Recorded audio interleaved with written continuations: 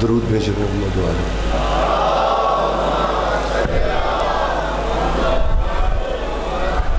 اس طرح سے نہیں، مل کے بلند آواز میں صلوات بھیجیں محمد والے.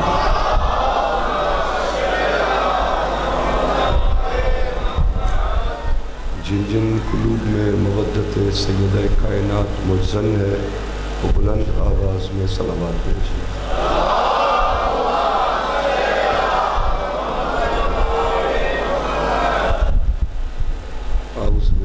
من الشیطان اللعین الرجیم.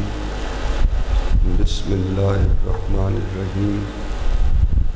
الحمد للہ الذی لا یبلغ مدحہ القائلون ولا یحصی نعماءہ العادون ولا یؤدی حقہ المجتہدون. الذی لیس لصفتہ حد محدود ولا نعت موجود ولا اجل ممدود ولا وقت محدود.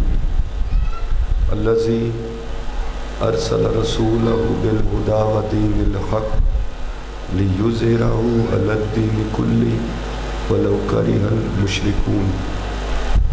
اما بعد، الصلاۃ والسلام والتحیۃ والاکرام علی اشرف الانبیاء والمرسلین خاتم النبیین رحمت للعالمین وعلی آلہ الطیبین الطاہرین المعصومین المظلومین. قال اللہ تعالی بکلامہ المجید: انما یرید اللہ لیذہب عنکم الرجس اہل البیت ویطہرکم تطہیرا.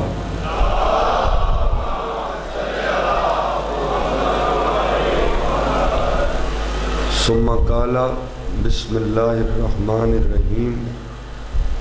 والشمس وضحاها والقمر اذا تلاها والنہار اذا جلاها واللیل اذا یغشاها والسماء وما بناها والارض وما طحاها ونفس وما سواها فألہمها فجورها وتقواها قد افلح من زکاها وقد خاب من دساها. صدق اللہ العلی العظیم. صلوات.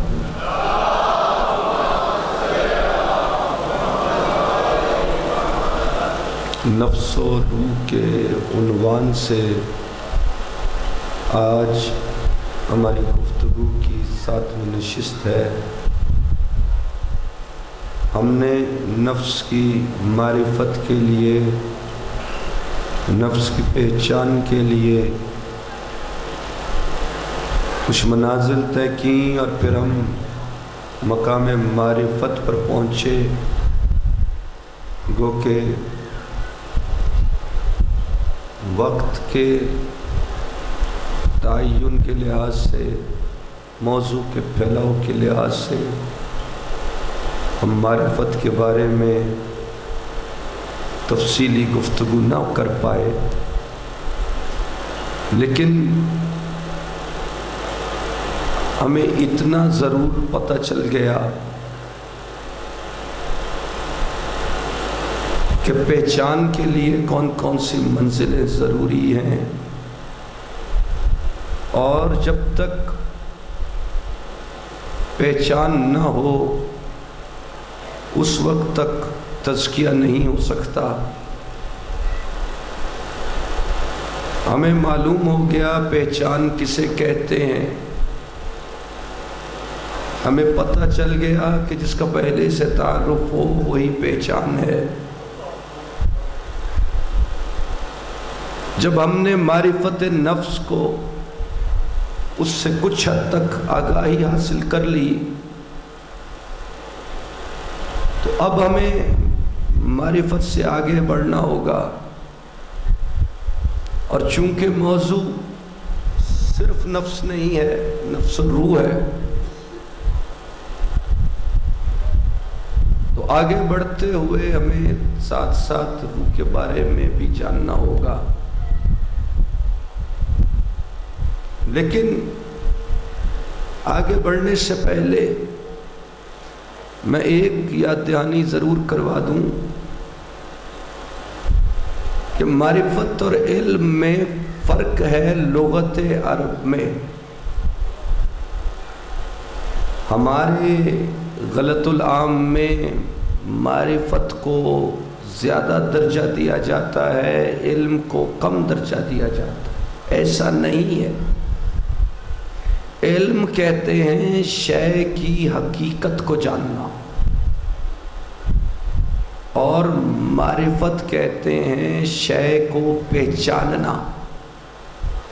اور علم کے بارے میں لغت عرب کہتی ہے کہ علم کا لفظ مخلوق خالق کے بارے میں نہیں بول سکتی کہ اسے خالق کا علم ہے، کیونکہ خالق کی حقیقت کو مخلوق نہیں جان سکتی، لیکن خالق کی صفات کے مظاہر سے وہ اس کی معرفت حاصل کر سکتی۔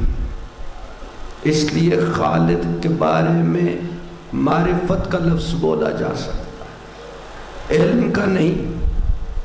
اور علم تو وہ مقام ہے جس کے بارے میں پھر اگلی بات آ جاتی ہے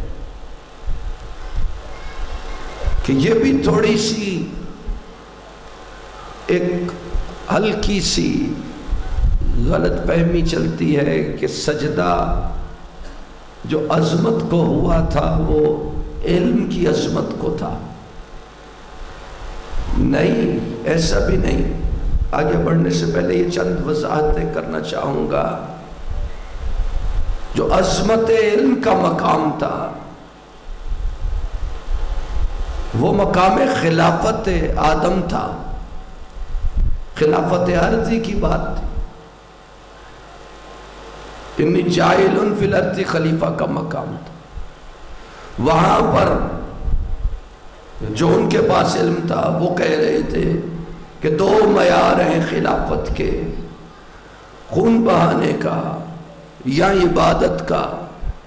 اتجعل فیہا من یسفک فیہا، اتجعل فیہا من یفسد فیہا ویسفک الدماء، کیا اسے بنائے گا جو فساد برپا کرے گا، خون بہائے گا، یا انہیں جو نحن نسبح بحمدک ونقدس لک، جو تیری تسبیح و تقدیس تیری حمد کے ساتھ کرتے ہیں، تیری عبادت کرتے ہیں۔ کہا یہ دونوں معیار نہیں ہیں۔ علم آدم الاسماء کلھا، معیار علم ہے خلافت کا، وہ معیار ہے۔ یہ مرحلہ گزرا، یہ مرحلہ گزر گیا تو کہا فَإِذَا سَوَّيْتُهُ، یہ دوسرا مرحلہ ہے۔ ایک وہ مرحلہ آ رہا ہے جہاں بحث ہو رہی ہے، دوسرا وہ آ رہا ہے جس میں کہتا ہے فَإِذَا سَوَّيْتُهُ فَنَفَخْتُ فِيهِ مِن رُوحِي فَقَعُوا لَهُ سَاجِدِينَ، جب میں اس کا تسویہ کر لوں، آدم کا اسے درست کر لوں، وَنَفَخْتُ فِيهِ مِن رُوحِي، اور میں پھونکوں فِيهِ اس میں، مِن رُوحِي اپنی روح کو، فَقَعُوا لَهُ سَاجِدِينَ، اسی لمحے تمہیں اس کی عظمت کو سجدہ کرنا ہوگا۔ اب مقام روح آیا، عظمت آدم کو سجدے کا حکم ہوا۔ روح کا مقام ایسا مقام تھا جس کے بارے میں جب کافروں نے بھی سوال کیا، یسألونک عن الروح، قل الروح من امر ربی وما اوتیتم من العلم الا قلیلا، انہیں بتا کہ روح امر ربی ہے، وما اوتیتم من العلم الا قلیلا، اور روح کو جاننے کے لیے جو علم چاہیے تمہیں اس کے مقابل بہت تھوڑا علم دیا گیا ہے، تم روح کو نہیں سمجھ سکتے، اس کی حقیقت کو نہیں جان سکتے۔ اب یہ تھا وہ مقام عزازیل کا جو سمجھنا ہے ہم نے آج اس نقطے کو کہ معرفت نفس حاصل ہونے کے بعد بھی لوگ گمراہ ہوتے ہیں۔ توحید کی معرفت حاصل ہو، خود اپنی ذات کی معرفت حاصل ہو تو بھی لوگ گمراہ ہوتے ہیں، گمراہ ہوتے رہے ہیں، گمراہ ہوتے ہیں اور قیامت تک گمراہ ہوتے رہیں گے۔ کیوں کہ محض معرفت ہے، علم نہیں ہے۔ اس بات کو سمجھنا ہے، اتنی معرفت تھی ابلیس کو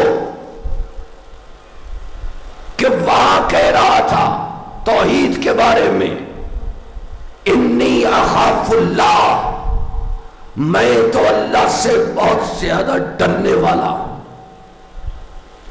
توحید کی معرفت عزازیل رکھتا تھا، خود اپنی ذات کی معرفت رکھتا تھا، تبھی تو کہا تھا کہ خلقتنی من نار وخلقتہ من طین، اسے گارے سے بنایا ہے، مجھے آگ سے بنایا ہے، میں خلقت میں اس سے بہتر ہوں۔ اپنی معرفت بھی رکھتا تھا، توحید کی معرفت بھی رکھتا تھا، ایسا گمراہ ہوا کہ کہہ دیا ان علیک اللعنۃ الی یوم الدین فاخرج منها فانک رجیم، تجھ پہ روز حشر تک کی لعنت ہے، نکل جا، تو رجیم ہے، مردود ہے۔ اتنی معرفت رکھنے والے کو نکال دیا، کیوں؟ اس لیے کہ معرفت کے مقام پر ہونے کے باوجود روح کے بارے میں علم نہیں رکھتا تھا کہ یہ روح ہے کیا۔ ایسا اعلان تھا قدرت کا کہ جس میں یہ روح آئی ہے اس کی عظمت کو سجدہ کرو۔ جو معصوم تھے، جنہیں اختیار نہیں دیا تھا، ارادہ نہیں دیا تھا، وہ حکم کے پابند ہو گئے۔ مخلوقات عالمین کو یہ اعلان ہوا کہ جس کی پیشانی پہ اس روح کا نور چمکے اس کی عظمت کو سجدہ ہے۔ نہیں سمجھ پایا، کہنے لگا ربی، اے میرے رب، مردود ہونے کے بعد بھی کہہ رہا ہے میرے رب۔ صرف رب کو ایک ماننا اسے ایمان نہیں کہتے، بلکہ جس ایک کو رب منوائے اسے ماننا، اسے ایمان کہتے ہیں۔ وہ تو پھر رب بھی کہہ رہا تھا بما غویتنی، یہ جب تو نے مجھے اس چکر میں ڈال دیا، لَأُزَيِّنَنَّ لَهُمْ فِي الْأَرْضِ وَلَأُغْوِيَنَّهُمْ أَجْمَعِينَ إِلَّا عِبَادَكَ مِنْهُمُ الْمُخْلَصِينَ۔ اب میں زمین پہ ان کے لیے زینت کا سامان کروں گا، میں ان سب کو گمراہ کروں گا، مگر ان میں سے جو تیرے وہ بندے جنہیں تو نے خالص کر رکھا ہے ان پر میرا زور نہیں چلے گا۔ وہ نہیں جو خود خالص ہونا چاہتے، جن کی خلقت تو نے خالص رکھی ہے، ان پر میرا زور نہیں چلے گا۔ تب اس سے جنگ شروع ہوئی، نے کہا فرشتوں سے کہ اب میں تمہیں دکھاؤں گا آدم کی اولاد، یہ آدم کی عظمت کو سجدہ نہیں ہونا چاہیے تھا۔ تب جنگ شروع ہوئی، اور پھر اس جنگ میں جو رحمان کے نمائندے تھے وہ آ کے کہتے رہے کہ نہیں، جو تب کہا تھا وہ اب بھی صحیح ہے، جب بھی وہ نور چمکے گا اس نور کی عظمت کو سجدہ ہوگا، یہ عالمین کا قانون ہے۔ اسی لیے جس وقت جد رسول علی حضرت عبد المطلب علیہ السلام نے غلاف کعبہ پکڑ کر دعا کی تھی، اس وقت جب حرم میں ہاتھی داخل ہو رہے تھے عبد المطلب کی پیشانی پہ وہی نور چمکا، تو سیرت کی کتابوں نے لکھا کہ سردار ہاتھی نے اس نور کو چمکتے دیکھ کر اس کی عظمت کو سجدہ کیا اور واپس پلٹ گیا۔ جب بھی وہ نور چمکے گا اس کی عظمت کو سجدہ ہو۔ اس نور کی حقیقت کو نہیں کوئی جان سکتا، وہ نور باعث تخلیق کائنات ہے، کیسے پہچان؟ روح کی حقیقت کو نہیں جان سکتا۔ وَمَا أُوتِيتُم مِّنَ الْعِلْمِ إِلَّا قَلِيلًا، تو خالق کون جانے گا حقیقت روح کو؟ تو کہتا ہے روح کے سوال پر کہ تمہیں بہت تھوڑا علم دیا گیا ہے، تم روح کے بارے میں نہیں جان سکتے، تمہیں روح کا علم نہیں ہو سکتا۔ کا یہ بھی بتا رکھا ہے ما یعلم تاویلہ الا اللہ والراسخون فی العلم، اس کی حقیقت اللہ اور راسخون فی العلم جانتے ہیں۔ اور جو کہتے ہیں کہ راسخون فی العلم کے معنی ہے پختہ علم والے، نہیں، پختہ علم والے نہیں، کچھ یہ کہتے ہیں کہ راسخون فی العلم وہ ہیں جو علم میں ڈوب جائے، اور میں ہمیشہ انہیں آئینہ دکھا کے کہتا ہوں کہ نہیں، راسخون فی العلم وہ نہیں جو علم میں ڈوب جائے، بلکہ راسخون فی العلم وہ ہے جس میں علم ڈوب جائے۔ کیونکہ میرے رسول نے کہا کہ انا مدینۃ العلم وعلی بابها، میں محمد علم کا شہر ہوں، علی اس شہر علم کا دروازہ ہے۔ پتہ چلا کہ جو دروازے سے گزرا ہوگا، جو دروازے سے گزرا ہوگا اور کچھ حاصل ہو نہ ہو، اسے روح کا علم حاصل ہو یا نہ ہو، لیکن اتنی منزل ضرور حاصل ہو جائے گی کہ اس کی روح علم لینا شروع کر دے گی دروازے کے وسیلے سے۔ اب اس مقام پر جب امت میں ایمان والی روحیں ولایت کے دروازے سے داخل ہوتی ہیں، پھر ان روحوں پہ علم آشکار ہوتا ہے، تو اب اس مقام پر ایک فرق کو ذہن میں رکھنا ہے۔ امت محمد میں اور آل محمد میں یہ فرق، بنیادی فرق ہے کہ جن کی روحیں علم حاصل کریں، جن کی روحیں علم حاصل کریں انہیں امت محمد کہتے ہیں، اور جنہیں روحوں کا علم حاصل ہو انہیں آل محمد کہتے ہیں۔ جنہیں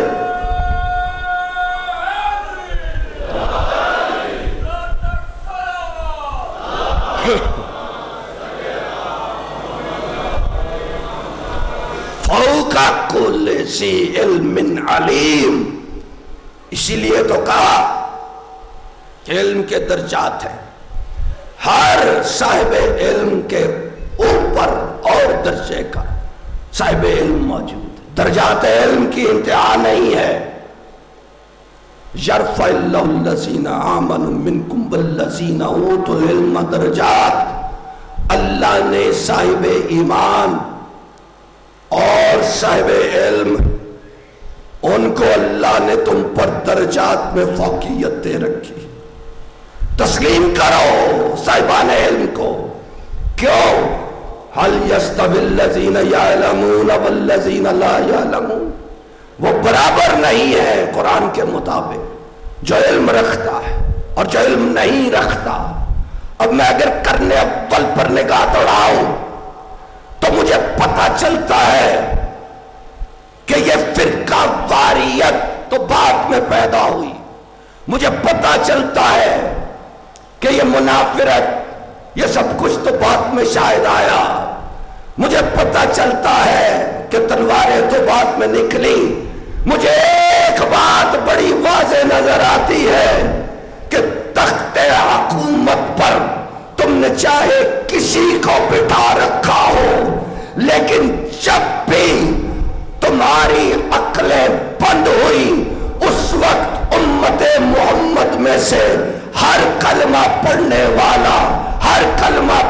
والا اس کی نگاہیں ڈھونڈ رہی ہوتی تھی کہ کدھر ہے وہ شہر علم کا دروازہ، کدھر ہے وہ شہر علم کا دروازہ۔ تو جب سب امت نے ہر مقام پر تسلیم کیا کہ علم اسی شہر علم کے دروازے سے حاصل ہوگا، جب ہر مرتبہ سوالی کو دیکھ کر نگاہوں نے علی کو تلاش کیا، تو پھر ماننا پڑے گا کہ یہ تو تب بھی سبھی مانتے تھے، یہ تو تب بھی سبھی مانتے تھے کہ ہم وہ ہیں جن کی روح علم لے سکتی ہے، اور علی وہ ہے جو روح کا علم لیتا ہے، جو روحوں کی حقیقت جانتا ہے، جو روحوں کی حقیقت جانتا ہے، اور صرف روحوں کی حقیقت جانتا نہیں۔ انا نحن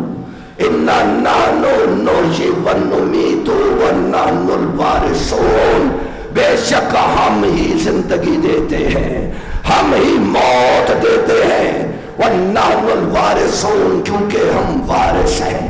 فاللہ هو الولی وهو یحیی الموتى، اللہ ولی ہے، وهو یحیی الموتى، وہ مردوں کو زندہ کرتا ہے، وہ مردوں کو زندہ کرتا ہے۔ اور مردوں کو زندہ تو عیسیٰ بن مریم بھی اللہ کے اذن سے کرتے تھے۔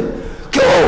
اس لیے کہ ایک روح وہ تھی جو آدم میں پھونکی تھی، اور دوسری وہ انما المسیح عیسیٰ ابن مریم رسول اللہ وکلمتہ القاها الی مریم وروح منہ، روح منہ، عیسیٰ بھی روح اللہ ہے، عیسیٰ بھی کلمت اللہ ہے۔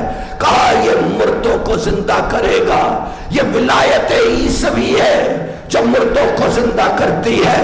اور میرے نبی نے کہا کہ یا علی تیری مثال عیسیٰ بن مریم کی مانند ہے، یا علی تیری مثال عیسیٰ بن مریم کی مانند ہے۔ اور میرے نبی نے کہا کہ یا علی اگر میں تیرے بارے میں وہ بات بتا دوں جو میں نے آج تک کسی کو نہیں بتائی، تو کوئی مسلمان ایسا نہ رہے جو تیرے قدموں کی مٹی سے برکت حاصل نہ کرتا ہو۔ ولایت کی صفت میں وہ کہتا ہے، جب وہ بصارت کی صفت میں کہتا ہے تو دیتا ہے تمہیں، بتاتا ہے تمہیں کہ دیکھتے کیسے ہیں۔ جب وہ سماعت کی صفت میں کہتا ہے کہ میں سمیع ہوں تو تمہیں دے کے بتاتا ہے کہ سنتے کیسے ہیں۔ جب وہ کلام کی صفت میں بات کرتا ہے تو تمہیں قوت گویائی دے کر بتاتا ہے کہ بولنا کسے کہتے ہیں۔ وہ اپنی تمام صفتوں کی معرفت کرواتا ہے۔ تو جب وہ ولایت کی صفت میں کہتا ہے تو کہتا ہے کہ مردوں کو زندہ کرتا ہے، مردوں کو زندہ کرتا ہے۔ اور پھر وارث کی صفت میں کہتا ہے انا نحن نحیی و نمیت ونحن الوارثون، ہم زندگی دیتے ہیں، ہم موت دیتے ہیں، ہم وارث ہیں۔ پر بتایا کہ اب ولایت کی صفت میں میں مردوں کو زندہ کرتا ہوں، اور وارث کی صفت میں میں زندوں کو موت دیتا ہوں، میں مردوں کو زندگی دیتا ہوں۔ تم ولایت کو ڈھونڈتے رہو گے، ولایت کو ڈھونڈتے رہو گے، ولایت کو ڈھونڈتے رہو گے، لیکن جس ولی کو رسول نے بازوؤں سے بلند کر کے علی بنایا تھا، اس ولی نے بتایا کہ میں ولی بھی ایسا ہوں کہ وارث ہو کر مردہ لڑکے کو زندگی دیتا ہوں اور زندہ کے جنازے پہ تکبیر کہہ کے اسے مردہ کر دیتا ہوں۔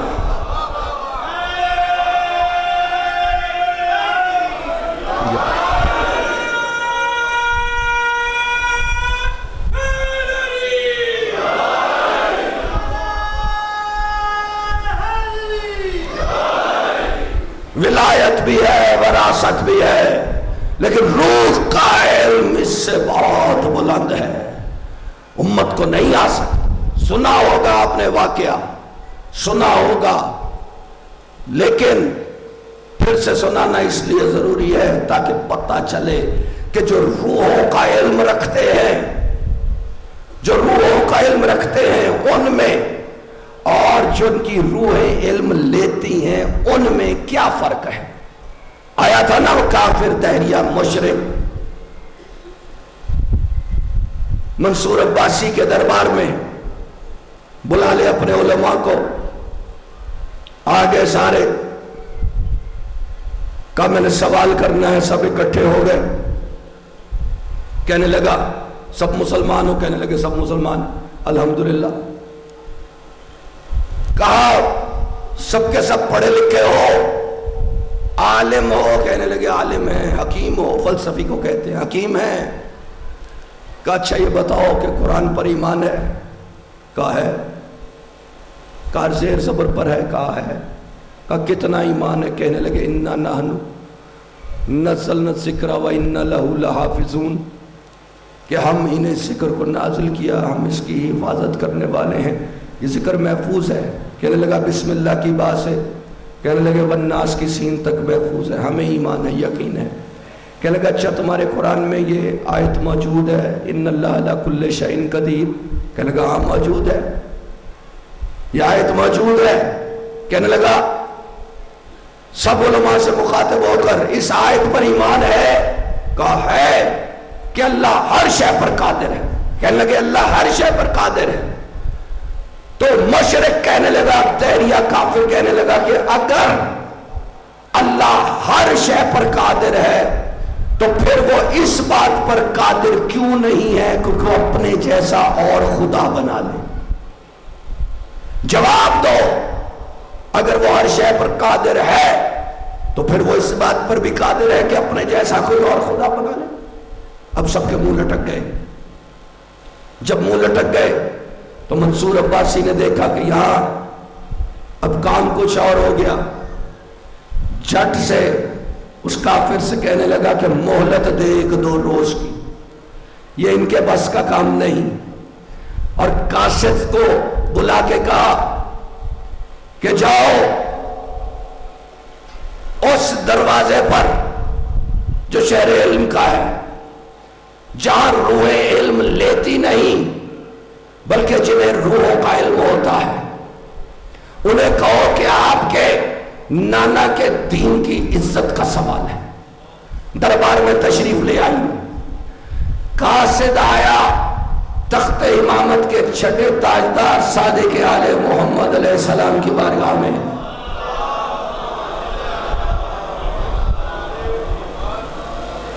عرض پیش کرنے سے پہلے ہی چھٹے تاجدار نے کہہ دیا کہ مجھے معلوم ہے تو کیا کہنے آیا ہے، سن میں نہیں جاؤں گا، میرا یہ شہزادہ جا کر جواب دے گا۔ بچپن کے 7ویں تاجدار کو بھیجا، جب گئے 7ویں تاجدار تو اب وہ جو دہریہ فلسفی تھا دیکھ کے کہنے لگا کہ یہ بچہ میری بات کا کیا جواب دے گا۔ 7ویں تاجدار کہنے لگے تو بول، تو نے کیا کہنا ہے؟ وہ ساری باتیں دہرائی، کہنے لگے ہاں مانتے ہیں، یقین ہے، ہاں اللہ ہر شے پر قدرت رکھتا ہے۔ کہنے لگا کہ اگر وہ ہر شے پر قدرت رکھتا ہے تو وہ اس بات پر قدرت کیوں نہیں رکھتا کہ وہ اپنے جیسا کوئی اور خدا بنا لے؟ کا سن کافر، وہ اس بات پر قدرت رکھتا ہے کہ اپنے جیسا کتنے اور خدا بنا لے، لیکن سن مردود جو بنے وہ خدا نہیں ہوا کرتا ہے، وہ تو بنا ہوا ہے۔ خدا وہ ہے جو حی و قیوم ہے، از خود ہے، جن کی روح علم لیتی نہیں بلکہ جنہیں روحوں کا علم ہوتا ہے۔ یہ وہ ہے، کیوں؟ اس لیے کہ اس نے نور محمد کے وسیلے سے کائنات کو خلق کیا۔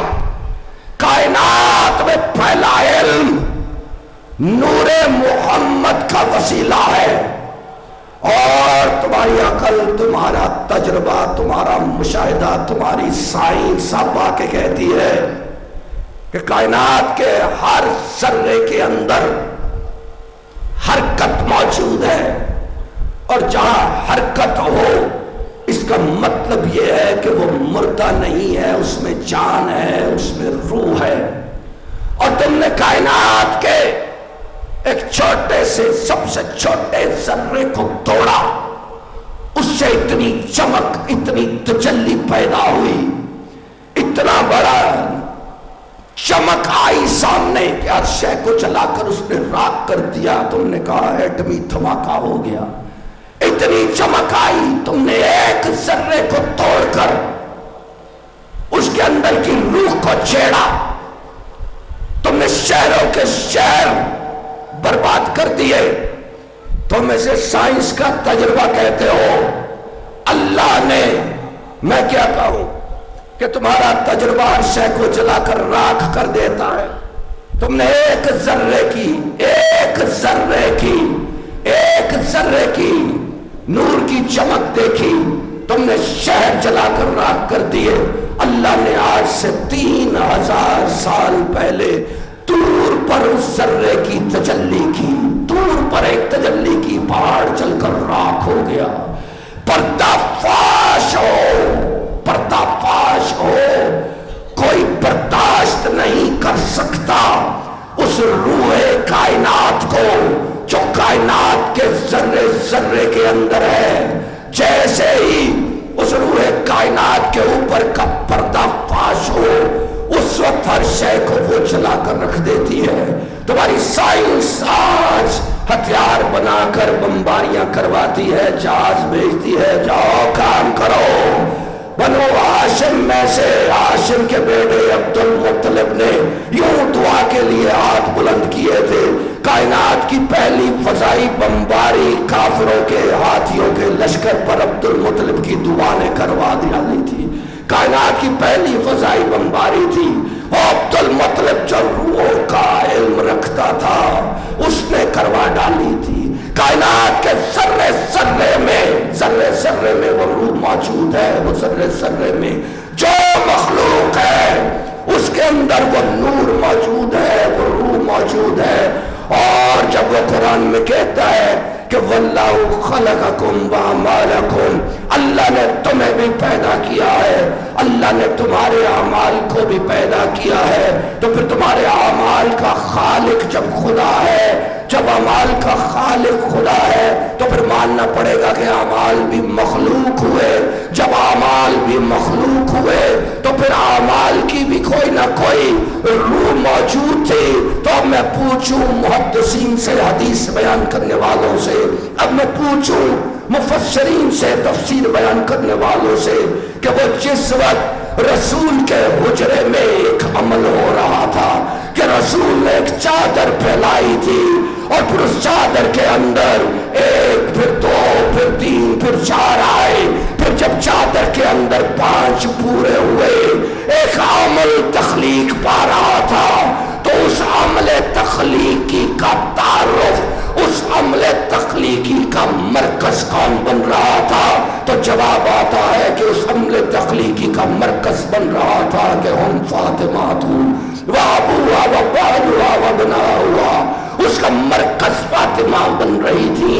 اور پھر میں پوچھوں کہ جس وقت تم مباہلے کے میدان کا عمل دیکھتے ہو اور وہاں دیکھتے ہو کہ آگے آگے رسول جا رہے ہیں، شہزادے گود میں ہیں، پیچھے پیچھے سیدہ کائنات ہے، پیچھے علی ہے، وہاں بھی مرکز खातून जन्नत बन रही है। अब जब भी अमल होता है, आयत नाज़िल होती है, तो मरकज जनाब सैयदा बनती है। और जिसे तुमने रूहुल अमीन कहा कुरान की रूह से, कि वो अमानतदार रूह जो पैगाम लेकर आती है, वो अमानतदार रूह पैगाम लेकर आती है और रसूल बैठे रहते हैं, वो अमानतदार रूह खड़ी रहती है। लेकिन ये वो सैयदा है कि आती है, रसूल बैठे होते हैं, रसूल उठ के खड़े हो जाते हैं। तो मुझे कहने दो कि जब आयत ततहीर बोल रही थी और मरकज सैयदा कायनात थी, तो मुझे कहने दो कि वो जो अमले ततहीर था, वो जौहरे ततहीर था, वो जो जौहरे ततहीर था वो सैयदा की जात है। तो फिर मुझे कहने दो कि अगर जौहरे ततहीर सैयदा की जात है, तो फिर ततहीर की रूह को फातिमा कहते हैं, इस्मत की रूह को फातिमा कहते हैं, बल्कि यूं कहूं कि तहारत की रूह को फातिमा कहते हैं, बल्कि यूं कहूं तो बेहतर है कि मशीयतो, हिकमतो, इल्मो, तदब्बुरो, तज़क्कुर, इन सबके जौहर को जनाबे सैयदा कहते हैं। क्योंकि उसने पाल कर वो शहजादे अपने बाबा की गोद में भेजे, जिन्होंने इस दुनिया को इंसानियत का दर्स दिया, जिन्होंने इस दुनिया को बतलाया कि इमामत क्या होती है, विलायत क्या होती है, खिलाफत क्या होती है, फकीरी क्या होती है, रहबरी क्या होती है, तफक्कुर और तदब्बुर और तज़क्कुर क्या होता है। और उसी सैयदा कायनात ने पाल कर जब पहला शहजादा अपने बाबा की गोद में दिया, तो रसूल खुदा उस शहजादे को गोद में लेकर कभी कंधों पर उठाकर, कभी जुल्फों की लगाम में पकड़ाकर कहते थे कि लोगों देखो, मेरा ये बेटा हसन सैयद है, सरदार है, ये हसन बेटा मेरा अमीर बेटा है, ये मेरा बेटा लोगों में सुलह कराने वाला बेटा है, ये मेरा बेटा सखी है, ये सैयद है, ये सरदार है, ये अमीर है। और जिस वक्त रसूल के उस अमीर बेटे का जनाजा तीरों से सजकर वापस आया, जब अमीर बेटे का जनाजा तीरों से सजकर आया और फिर सहने घर में वापस आया अमीर का जनाजा, और देखा बहन ने सानिया ज़हरा ने सलामुल्लाह अलैहा कि भाई का जनाजा तीरों से सच कर आ रहा है, तो आवाज देकर कहा कि अम्मा फिजा मुझे चादर तो ला कर दे। और फिर चादर पहन कर कहती है, भैया हुसैन एक मर्तबा मुझे लेकर नाना के रोजे पर तो लेकर जा। जब हुसैन ने सुना कि बहन ज़ैनब कह रही है कि हुसैन मुझे नाना के रोजे पर लेकर जा, तो फर्जंद रसूल कहने लगे, इमाम आली मकाम कहने लगे कि बहन ज़ैनब देख भाई हसन का जनाजा आया है, जनाजे से तीर निकाल, तूने नाना के रोजे पर जाकर क्या करना है। तो जवाब दिया सानिया ज़हरा ने कि भैया हुसैन तीर निकालेगी कुलसूम, तीर निकालेगी फरवा, तीर निकालेगी रुकैया, तीर निकालेगी लैला, तो मुझे एक मर्तबा नाना के रोजे पर लेकर जा। और फिर इस तरह से भाई ने बहन को कलाई से पकड़ा है और आए हैं रसूल के चौखट पर, और आके सानिया ज़हरा ने नाना की चौखट को चूमा है, सलाम किया है और भाई का हाथ पकड़ के कहती है कि नाना सारी जिंदगी आपके मुक़द्दस लबों से सुना कि हसन मेरा अमीर बेटा है, हसन मेरा अमीर बेटा है, हसन मेरा अमीर बेटा है। नाना एक मर्तबा अपनी कब्र से बाहर आकर जरा अमीर के जनाजे का हाल देख, अल्लाह जाने इस गरीब के जनाजे के साथ क्या होगी। हसन मुस्तफा के, लेकिन हसन मुस्तफा के जनाजे पर तीर थोड़े लगे थे, कासिम की लाश के ऊपर से दौड़ने वाले घोड़ों की तादाद ज्यादा थी। अमीर बाप का कम सिन यतीम 2 साल के सन में यतीम हो गया। क्या क्या अरमान थे मां के कि मेरा कासिम बड़ा होगा, मैं कासिम की शादी करूंगी। एक بیوہ کے لیے اس کی زندگی کا سب سے بڑا سہارا اس کا یتیم ہوا کرتا ہے. اس سہارے کو لے کر اپنی زندگی گزار رہی تھی. اور اگر روح کو سمجھتے ہو، اگر روح کو سمجھتے ہو، معرفت رکھتے ہو، علم نہیں رکھتے، روح کا تھوڑا تو رکھتے ہو، تو یہ ضرور بات سمجھ آئے گی کہ جس وقت قاسم زین سے زمین پر آیا ہے، اس وقت فروا کے کانوں میں حسن مجتبیٰ کی آواز آئی ہے، فروا سنبھل، تب جگر ٹکڑے ہو کر آیا تھا، آج لاش ٹکڑے ہو کر آیا. اتنے زخم آئے ہیں پشت روح حسن مجتبیٰ پر اس لمحے کہ کوئی شمار نہیں کر سکتا ہے. ایسا یتیم ہے کہ باپ کا تعویذ ہر لمحے ساتھ ہے. اور پھر وہ رات جب آتی ہے، عجب مائیں ہیں آج کی ماؤں بہنوں سے معذرت کے ساتھ کہ آج ہر ماں اپنے بیٹے کی زندگی مانگ رہی ہے. اور یہ کربلا کی مائیں عجیب مائیں ہیں کہ ہر ماں خالق سے اپنے بیٹے کی موت مانگ رہی ہے. اور جس وقت حسن مجتبیٰ کے یتیم کو پتا چلا کہ اس کا نام کل کے شہیدوں کی فہرست میں نہیں ہے، روتا ہوا چلا ہے ماں کے پاس.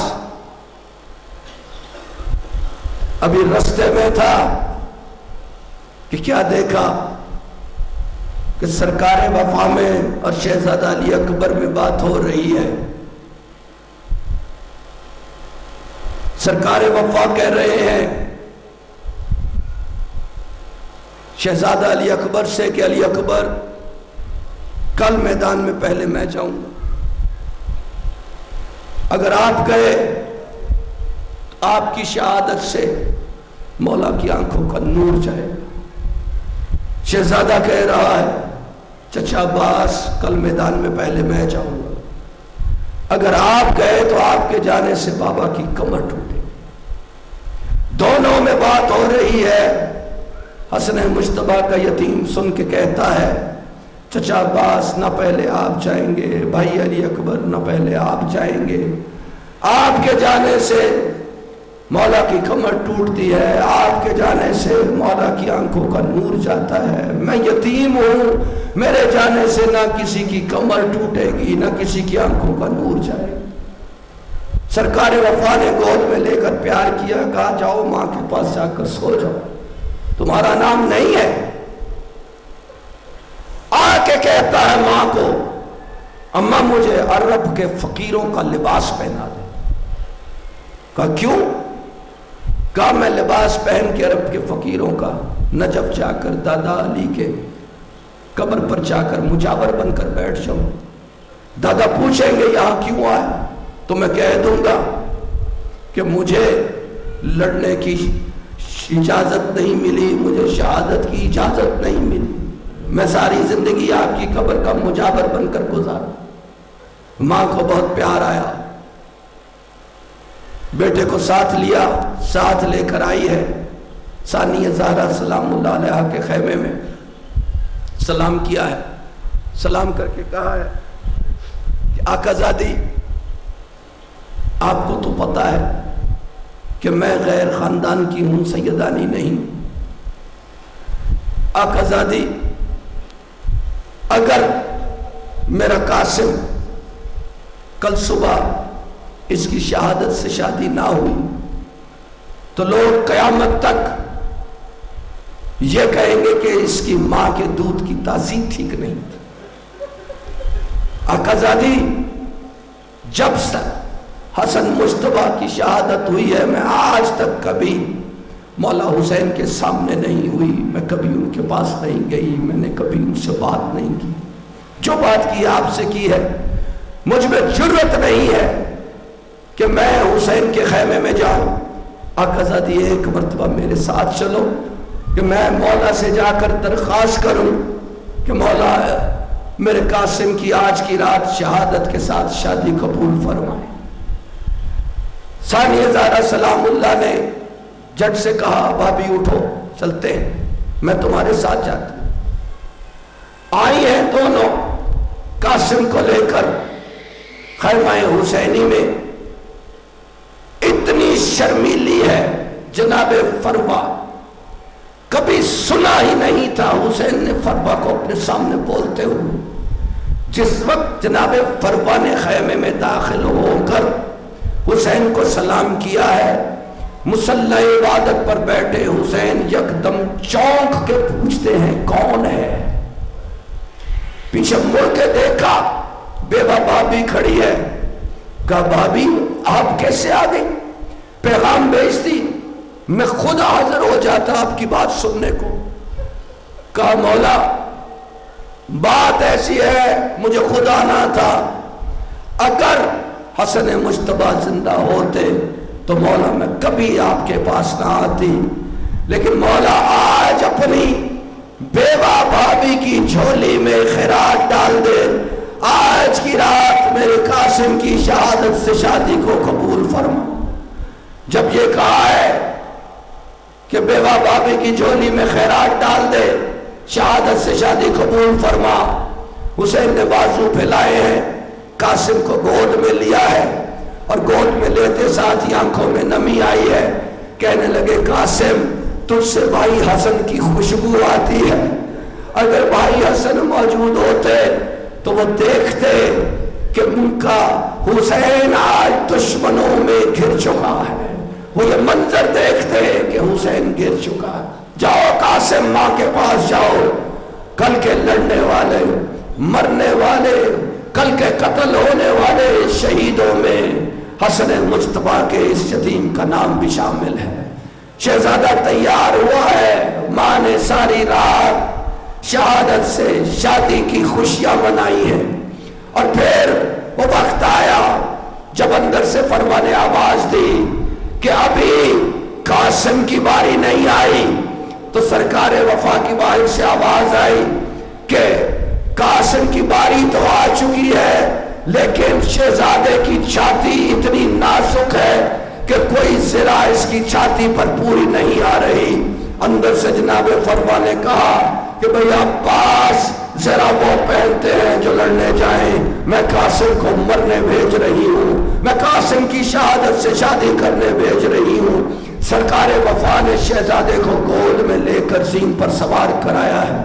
12 یا 13 برس کا سن ہے شہزادے کا، بنو ہاشم کا نازک ترین شہزادہ ہے، جو میدان میں گیا ہے حسن مجتبیٰ کی تصویر بن کر، اور پھر صفوں کی صفیں پلٹی ہیں، اور پھر ایک وہ مقام آیا ہے کہ جب قاسم نے یہ نہیں کہا کہ یا ابا عبداللہ ادرکنی، جب قاسم نے یہ نہیں کہا کہ یا ابن رسول اللہ ادرکنی، بلکہ قاسم نے یہ آواز دی ہے کہ اماں میں گر گیا۔ جب یہ آواز آئی ہے کہ اماں میں گر گیا، حسین جہاں تھے وہاں سے مانند شاہین قاسم کی طرف پہنچے ہیں، لیکن وہاں پہنچنے پر ایک دم دیکھ کر میرے مولا ٹھٹک کر رہ گئے، اور منہ سے یہ الفاظ نکلے کہ قاسم میرے لال مجھے معاف کر دینا، مجھے پہنچنے میں کچھ دیر ہو گئی۔ حسین کے پہنچنے سے پہلے ادھر والے گھوڑے ادھر کو بگائے گئے، ادھر والے گھوڑے ادھر کو بگائے گئے، اور یہ منظر دیکھتے ہوئے کہ قاسم بکھرا ہوا ہے، حسین نے اپنی گردن سے، اپنے کندھوں سے اپنی ابا کو اتارا ہے، ابا کو اتار کے میرے مولا نے فرش کربلا پر بچھایا ہے، اور پھر فرش کربلا پر بچھا کر میرے مولا قاسم کے ٹکڑوں کو اکٹھا کرنا شروع کیا ہے۔ اور اگر حسین چاہتے کہ میں قاسم کے ٹکڑوں کو بھی اکٹھا فوراً کر لوں تو اس میں شاید شام لگ جاتی، لیکن ابھی شروع کیا تھا کہ ایک آواز آئی، اکیلا نہ کر، مجھے بھی آنے دے۔ پوچھا کون ہے؟ کہا تیرا امیر بھائی جس کا جنازہ تیروں سے سج کر آیا تھا۔ قاسم کی لاش کے ٹکڑے پکار رہے تھے کہ چچا حسین میں یہاں ہوں، چچا حسین میں یہاں ہوں۔ حسین نے ٹکڑوں کو ایک اپنی چادر میں اکٹھا کیا ہے، چادر کی گٹھڑی بنائی ہے اور خیموں کی جانب چلے ہیں، گٹھڑی کو کندھے پر رکھا ہے۔ جس وقت گھوڑے بھاگے ہیں اس وقت نکارے بجنے شروع ہو گئے، شادیانے بجنے شروع ہو گئے، طبل بجنے شروع ہو گئے، ڈھول بجنے شروع ہو گئے، باجے بجنے شروع ہو گئے۔ جب نکاروں کی آواز آئی تو خیام حسینی میں ماتم برپا ہوا، بیویوں نے رونا شروع کیا۔ تو قاسم کی ماں فربا کہتی ہے بیویوں کیسا رونا، میرے قاسم کی بارات آ رہی ہے، بیویوں میرا قاسم دلہا بن کر آ رہا ہے، میرا قاسم سہرے باندھ کر آ رہا ہے۔ چند لمحوں کے بعد حسین نے گٹھڑی اپنے کندھے پر اٹھائی، در خیمہ سے اندر داخل ہوئے اور سینے خیمہ میں لا کر گٹھڑی کو رکھا تو فربا پریشان ہو کر چہرہ حسین کی جانب دیکھ کر کہتی ہے کہ مولا میں مستور ہوں، میں پردہ دار ہوں، مولا میں میدان میں جا کر اپنے قاسم کی لاش نہیں لا سکتی، مولا اس ماں پر اتنا احسان تو کر دو کہ مولا ایک مرتبہ مولا میرے قاسم کا چہرہ مجھے دکھا دو، مولا ایک مرتبہ میرے قاسم کی لاش مجھے لا کر دے دو۔ بس یہ سننا تھا کہ حسین نے گٹھڑی کے بند کھولے اور بند کھولنے کے بعد حسین دوسری طرف منہ کر کے کہتے ہیں جتنا قاسم اکٹھا ہو سکتا تھا اتنا کر لایا، باقی گھوڑوں کے سم لے گئے ہیں۔ یہ سننا تھا۔ ایک مرتبہ فروا آگے کو ہوئی ہے، پھر فروا پیچھے کو ہوئی ہے۔ جب حسین نے دیکھا کہ فروا آگے پیچھے ہو رہی ہے، آگے پیچھے ہو کے فروا چیخ کے کہتی ہے کہ بیبیوں دیکھو، آؤ دیکھو میرا قاسم خوشبو میں سجا آیا ہے، دیکھو میرا قاسم پھولوں میں سجا آیا ہے، دیکھو میرا قاسم مہندی میں رچا آیا ہے، بیبیوں میری قربانی سب سے زیادہ قبول ہو گئی ہے۔ حسین نے دیکھا کہیں ماں مر نہ جائے، میرے مولا نے کہا کہ زینب بہن فروا کو سنبھالو، اور سنبھالنے کے بعد جناب فروا کو حسین نے گٹھڑی کے پھر بند باندھے، گٹھڑی کو اپنے کندھے پہ رکھا اور کندھے پہ رکھ کر باہر آئے، اور باہر آ کر میرے مولا نے گنج شہیدہ میں اس مقام پر قاسم کی گٹھڑی کو رکھا جہاں علی اکبر کا لاشا پڑا تھا، اور پھر گٹھڑی رکھنے کے بعد حسین اکبر کے لاشے اور قاسم کی گٹھڑی کے درمیان دونوں گھٹنے کربلا کی ریت پر ٹیک کر ایک ہاتھ حسین نے اکبر کے لاشے پہ رکھا ہے، دوسرا ہاتھ قاسم کی گٹھڑی پہ رکھا ہے، اور پھر وہ آسمان کی طرف دیکھ کر کہتے ہیں واہ قربتا، یا اللہ میں غریب ہو گیا، میرا اکبر بھی چلا گیا، میرا قاسم بھی چلا۔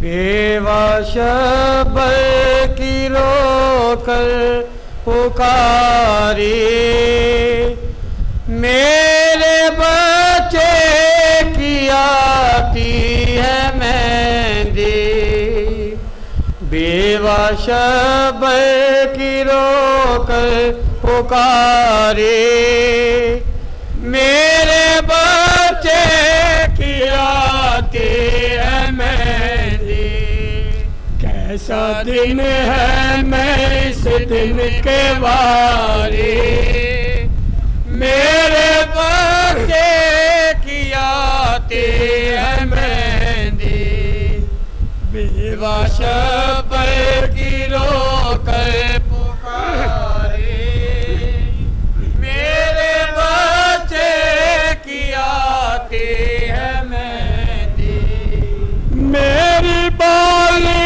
سکینہ کہاں کیوں نگاہ تک نہا ہو، میری بالی سکینہ کا ہو،